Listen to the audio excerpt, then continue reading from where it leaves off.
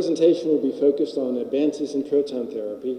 I understand currently there are no proton therapy centers here in India, but they have plans to build some in Chennai. So we'll talk about some of the compact systems, image guidance, and beam shaping capabilities of new proton therapy, and advances in image guidance, MR-guided radiotherapy specifically. Next slide. So we're all very familiar with proton therapy, the advantages with the Bragg peak stopping within the tumor and wasted dose from X-ray therapy, both in front of and behind the target volume. Next slide.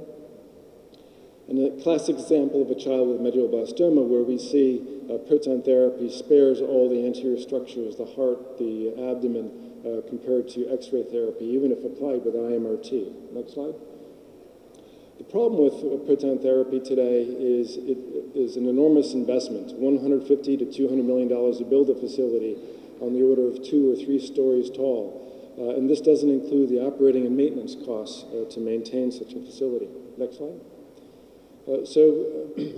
Click through these, please. We see over the past 3 or 4 decades that the average size of the cyclotron or singlet cyclotron has diminished from 700 tons in the 1940s to 220 in 1996, 90 tons, 2 more clicks, please, 50 tons with the new IBA, and the final is our facility has the first Mevion system, which is less than 20 tons, and you see here, shorter than the height of an average man.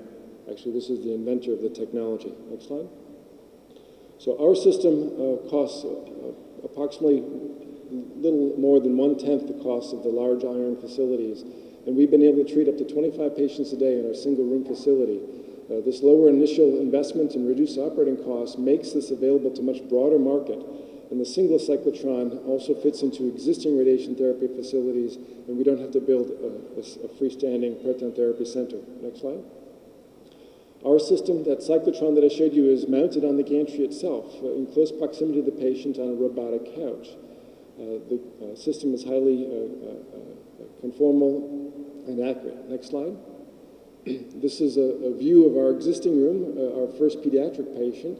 You see the room itself is not as daunting as the large big iron facilities. It looks very much like a routine linear accelerator room. And click again. I point out to you here that we have a flat panel imager, which is today's standard of image guidance for proton beam therapy. And I click again. And the nozzle here is a passive scattering nozzle showing an aperture made of brass and compensators, which are now also changing in the next generation of proton therapy centers.